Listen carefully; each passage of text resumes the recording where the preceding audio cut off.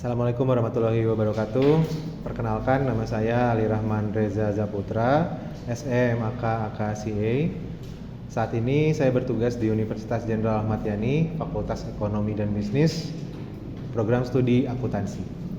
Saya mengampu mata kuliah Auditing 1. Dari sekian banyaknya mata kuliah, saya memilih Auditing untuk dijadikan sebagai bahan referensi pembelajaran yang dibutuhkan untuk kepesertaan sertifikasi dosen tahun 2025.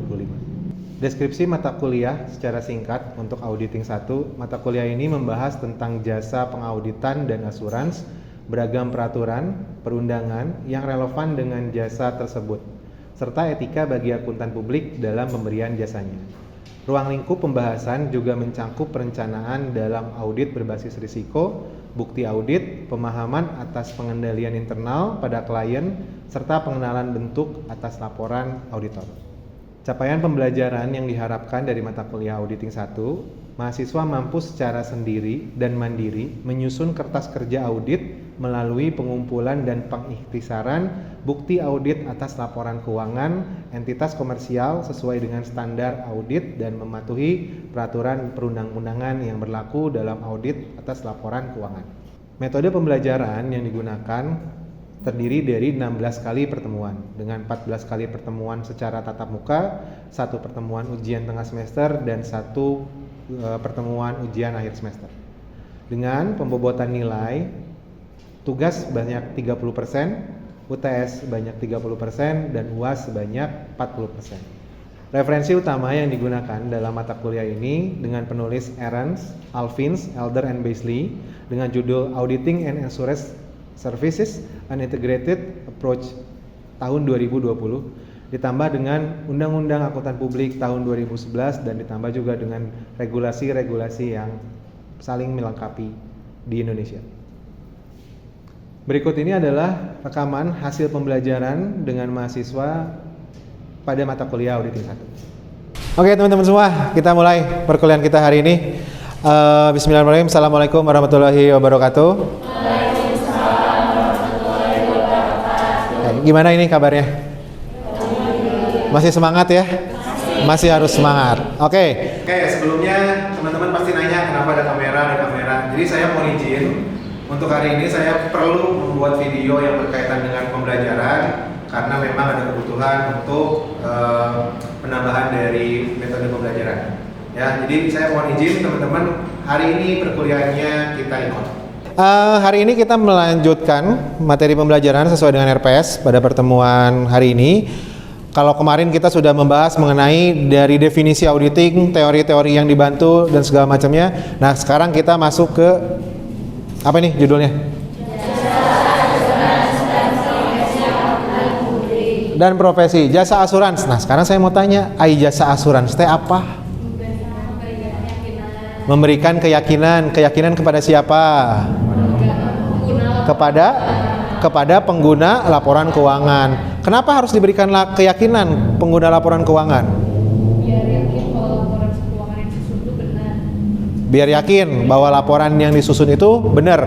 Benar itu berdasarkan apa? Berdasarkan standar. Ya, salah satunya adalah betul SAK, gitu ya. Oke, kita masuk ya. Nah, jadi harapannya di pertemuan hari ini tuh nanti teman-teman setidaknya memahami bagaimana sih sebenarnya jasa asuransi itu diberikan, gimana caranya kita menjadi seorang auditor dan profesi auditor tuh harus ngapain aja, kewajiban-kewajibannya seperti apa, haknya seperti apa. Ya, oke. Yang pertama kita seperti biasa mulai dari definisi.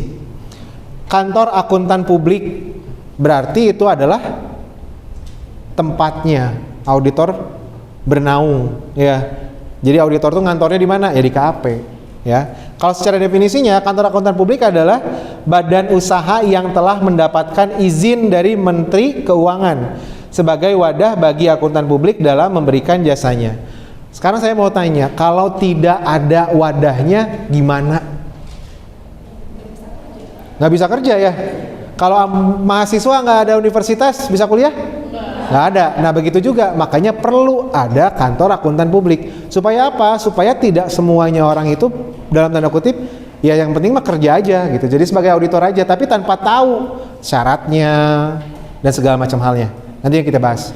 Oke ya. Nah, selanjutnya akuntan publik adalah akuntan yang telah memperoleh izin dari Kementerian Keuangan. Ada asosiasinya. Apa namanya? IAPI. Apa IAPI teh kepanjangannya? Institut Akuntan Publik Indonesia. Ya, sebagai induk organisasinya. Oke, ada yang ingin tanyakan dulu nggak sampai sini? Kalau tidak ada, saya mau next dulu. Oke, nah sekarang pertanyaannya gimana Pak saya supaya dapat memperoleh izin akuntan publik. Jadi ada dua sebenarnya teman-teman. Saya agak terlupa. Yang pertama itu izin kantor dan izin akuntan. Kalau izin kantor jadi KAP, ya nanti dibahas juga. Lalu izin akuntan juga jadi auditor. Oke ya. Nah yang pertama ini kita coba dapetin izin akuntan publiknya terlebih dahulu. Yang pertama itu ketika kalian sudah lulus, kalian berminat mau jadi auditor, kalian bisa mengikuti tes CPA-nya. Di Indonesia udah ada, karena kita udah punya ya induk organisasinya. Jadi untuk mendapatkan gelar CPA itu kita harus tes. Nah tesnya kayak gimana Pak? Banyak lah. Salah satunya adalah ada beberapa mata ujian gitu ya. Nah salah satunya adalah tata kelola, etika profesi, ya, lalu akuntansinya itu juga ada. Dan itu biasanya kalau di Indonesia sekarang udah bisa pakai bahasa Indonesianya karena ada CPA Indonesia. Oke ya. Nah, selanjutnya adalah kalian mau menjadi seorang akuntan publik harus punya jam kerja dulu. Nah, 1000 jam kerja, 500 jam kerjanya sebagai ketua tim. Nah, kita coba aja kira-kira butuh berapa lama ya? Kita tuh kerja biasanya dari hari apa aja sampai hari apa aja? Senin sampai Jumat ya? Senin sampai Jumat, jamnya berapa? 8 jam, 9 jam ya? 8 jam, 9 jam, anggap aja 8 jam. Berarti satu minggu itu 40 jam kerja ya, 40 jam kerja. Terus kalau misalnya kita mau dapetin 500 jam sebagai auditor terlebih biasa dulu, kira-kira berapa lama tuh? 120 minggu ya, 120 minggu ya nggak sih? 120 dikali 4 kan 480 tambah 20 jam. 120 minggu itu berapa lama? 2 tahunan ya. 1 tahunnya kan 36. 12 kali 4 48 minggu. Tadi kita butuh sekitar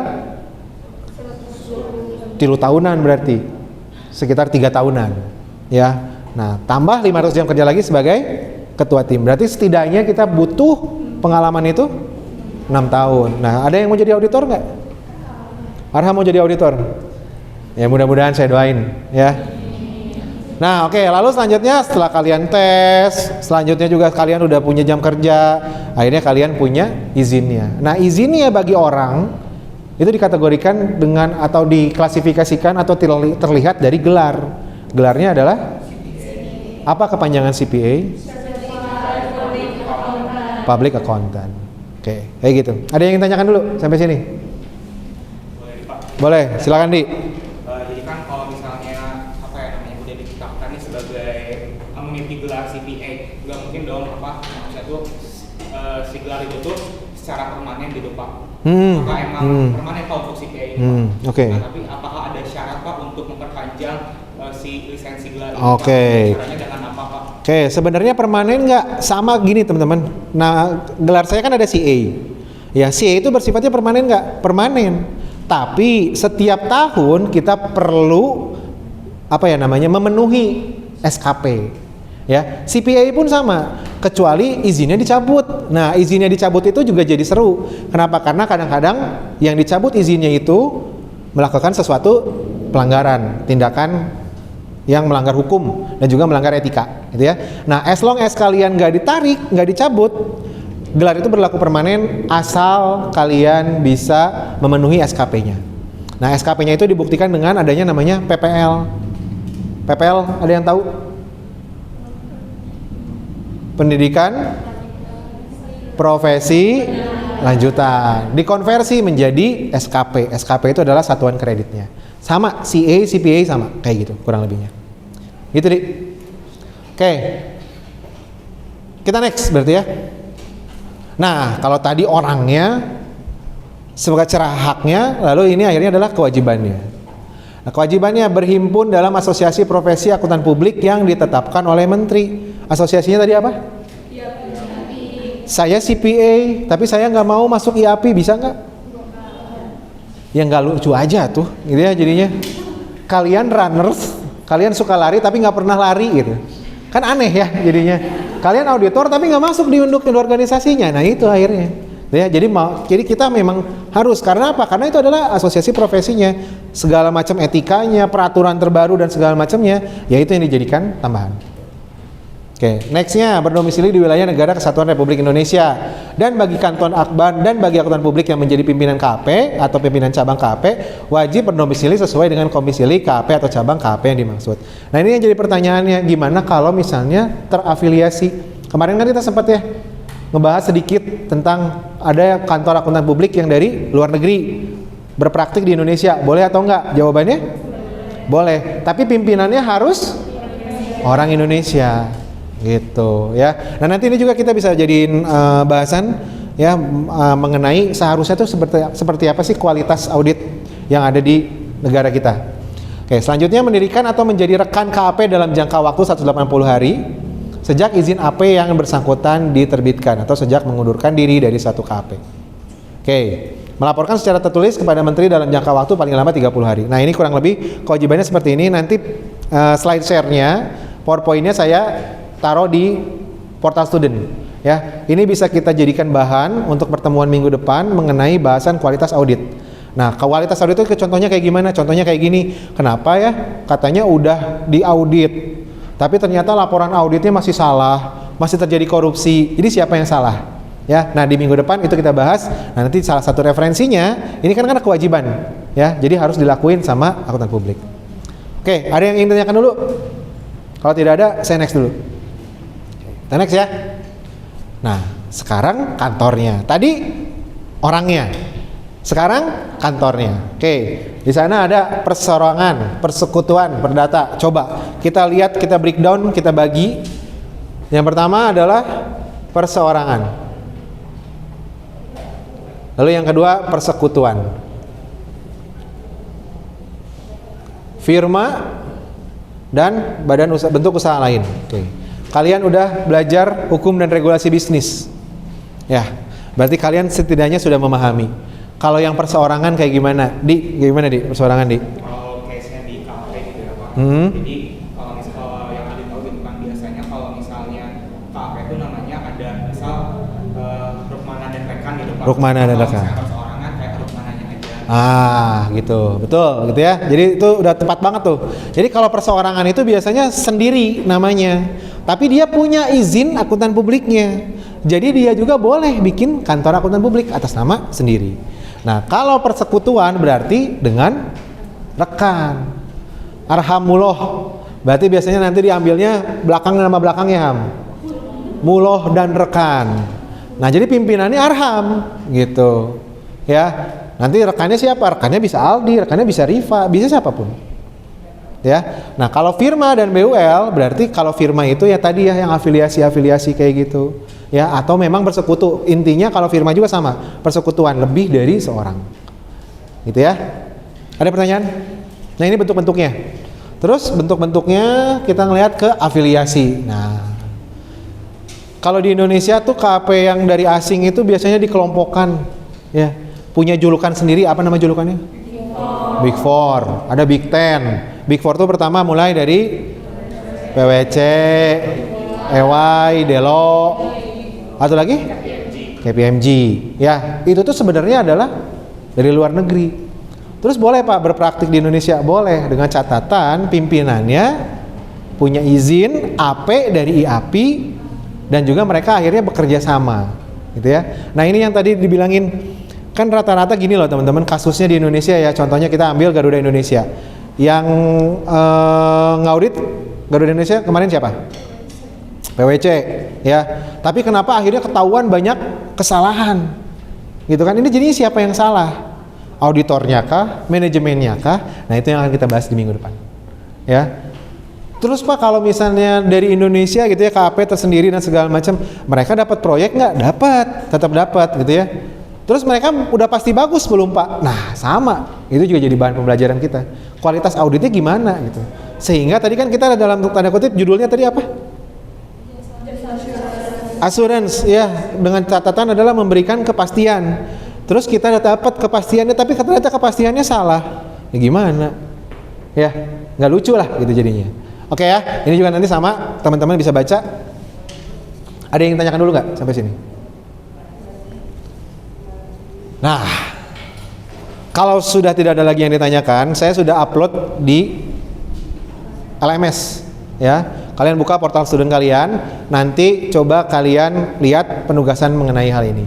Ini tugasnya berlaku individu, ya. Jadi dikumpulkan di minggu yang akan datang. Nah, tugasnya adalah coba kalian cari kantor akuntan publik yang terafiliasi dengan asing. Nah, sama mana yang kantor akuntan publik yang lokal, gitu ya. Nah, jadi nanti tuh banyakkan mana sih lokal sama asing? Kurang lebih banyakkan mana menurut kalian? Lokal ya, asing mah ya masih asing juga cukup banyak gitu ya di Indonesia. Nah, jadi nanti kalian cari gitu ya informasi tersebut, kita bahas di pertemuan minggu depan gimana kaitannya dengan si kualitas audit. Oke, ada lagi yang ditanyakan teman-teman? Saat ini kita ngebahas di sebuah KAP, ini kantor itu pasti ada struktur organisasi. Kenapa? Karena kalau misalnya tidak ada, ya nanti berkaitan dengan tanggung jawab, lalu juga berkaitan dengan penugasan segala macam, itu malah jadi tidak terstruktur, gitu ya. Makanya dibentuklah ada sebuah organisasi. Nah, kalau teman-teman nanti lulus pertama kali mau jadi auditor, ketika masuk KAP itu bisa jadi apa? Ya bisa jadi junior auditor terlebih dahulu. Nah, junior auditor itu punya tanggung jawab itu untuk membantu pelaksanaan, gitu ya. Memang belum dikasihkan yang berat-berat belum gitu, tapi memang masih dalam masa pengenalan lah. Membantu melakukan konfirmasi, gitu ya, melakukan pemeriksaan langsung, ke lapangan terjun, lalu mungkin menghitung gitu ya, alpha omni dan segala macamnya. Nah, itu adalah di junior auditor. Nah, next step-nya itu bisa jadi senior auditor. Tanggung jawabnya dari senior auditor memang sebenarnya udah ada beberapa yang memang lebih besar lagi dari junior auditor. Salah satunya itu memimpin tim gitu dalam melaksanakan pemeriksaannya, memimpin tim ketika stok opnam, langsung terlibat dalam pemeriksaan, dan juga ada pasti berkaitan dengan komunikasi dengan kliennya, kayak gitu-gitu. Tanggung jawabnya jadi sudah lebih besar daripada junior auditor. Nah, di senior auditor juga di beberapa kantor akuntan itu sudah diberikan tanggung jawab untuk penyusunan laporan auditornya. Jadi itu sudah lebih besar lagi tanggung jawabnya, berkaitan juga dengan pengalaman yang sudah didapetin dari si masa-masa audit sebelumnya. Oke, nextnya itu adalah manajer auditor. Kalau udah sampai manajer auditor itu kurang lebih berarti atau managing partner gitu ya. Ya, ini kalau kita bahas ini masih manajer auditor. Nah, berarti mereka itu sudah lebih banyaknya yang berkaitan tentang strategi, gitu ya, penyelesaian konflik atau penyelesaian permasalahan, membandingkan ini model bisnisnya kayak gini, standarnya kayak gini, pencatatannya kayak gini. Nah, itu kan kadang-kadang suka terjadi nih, bottleneck diskusi dan segala macam. Nah, managing partner atau manajer auditor itu biasanya sudah membantu untuk menyelesaikan permasalahan tersebut. Oke, nah, nextnya adalah pimpinan KP-nya yang punya kuasa dan wewenang dalam melaksanakan penandatanganan laporan auditor independen. Jadi di sini tanggung jawab terbesar ketika laporan auditor terbit, yaitu yang punya tanggung jawabnya manajer partnernya yang menandatangani. Walaupun memang betul ya, nanti kan sampai ke bawah ya, dari hierarkinya itu tanggung jawab pekerjaan dan segala macamnya ya ada lagi, gitu ya, ada lagi orang yang memang bertanggung jawab saat tersebut. Tapi secara keseluruhan hasil dari laporan auditor itu yang memegang keputusannya, yang punya tanggung jawabnya adalah partnernya. Makanya itu mereka perlu sertifikasi khusus, nggak bisa langsung tiba-tiba terjadi.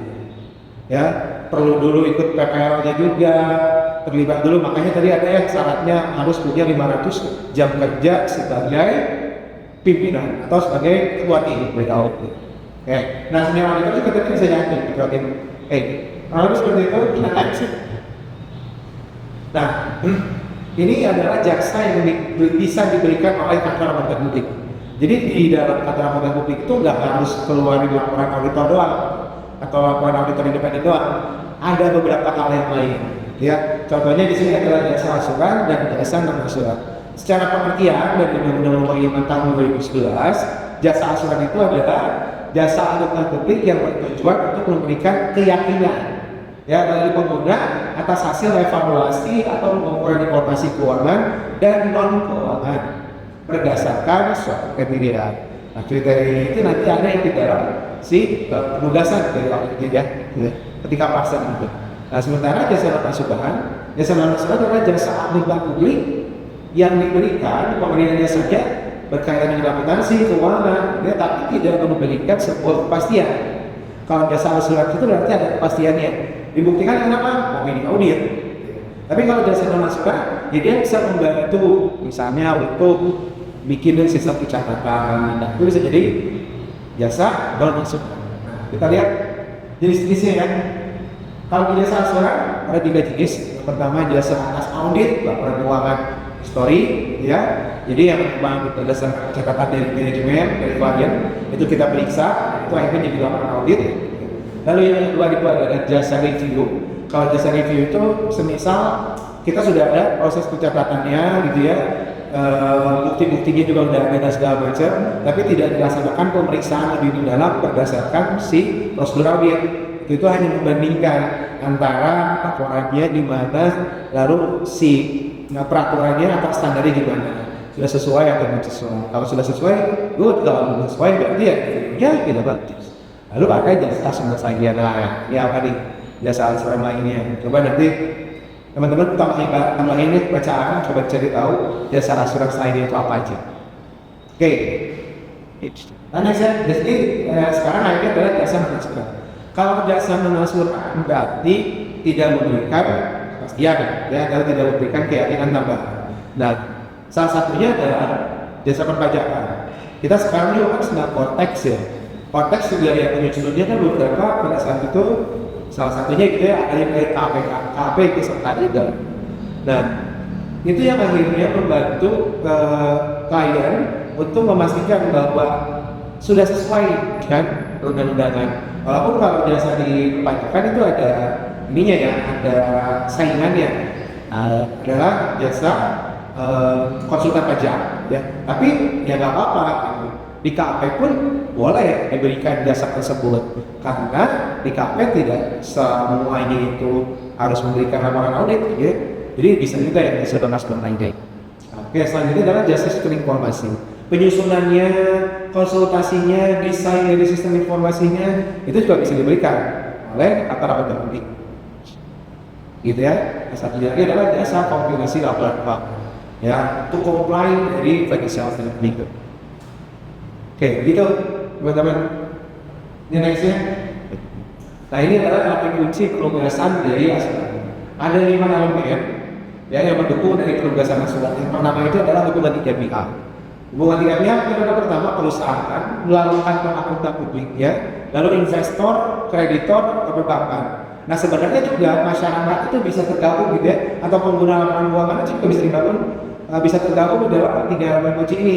Nah, mereka bisa masuk kemana? Mereka bisa masuk ke investornya, ke daerah investornya. Walaupun si masyarakat tersebut belum pasti ikut langsung investasi gitu, tapi karena ada dasarnya kebutuhan untuk memberikan untuk informasi dari laporan keuangan, itu akhirnya bisa digunakan juga. Dia bisa terlibat, masyarakat bisa terlibat dalam hal tersebut. Nah, ini ada perusahaan yang kantor akuntan publik. Kantor akuntan publik jelas tugasnya memberikan review, ya, dia memberikan hasil opini dari laporan keuangannya. Ya, nah si perusahaan tugasnya apa? Memberikan informasi sebanyak-banyaknya sebenar-benarnya supaya bisa dilakukan pemeriksaan. Nah, karena ada hubungan antara investor dan juga ada hubungan dengan perusahaan, hubungan dengan kreditor, hubungan dengan masyarakat, gitu ya. Si perusahaan ini sehingga membutuhkan elemen atau akuntan publik untuk memberikan kepastian layanan bahwa perusahaannya telah dilakukan secara akuntansinya, gitu ya, pengelolaan secara akuntansinya telah dilakukan dengan cara yang sesuai dengan standar, gitu ya, secara benar, gitu, yang sesuai dengan standar. Di sana juga ada beberapa pokok penugasannya yang akuntan publik akan diberikan tugas, ya, oleh si kliennya, oleh yang mengadarnya. Lalu kantor akuntan publik punya program auditnya. Nah, itu akhirnya apa aja, timeline auditnya dan segala macamnya. Ya, jadi itu punya penugasan sampai dengan batasan akhir. Nah, selanjutnya ada kriterianya si kantor akuntan publik itu, misalnya ada kantor akuntan publik yang memang sangat ahli di bidang industri keuangan, gitu ya.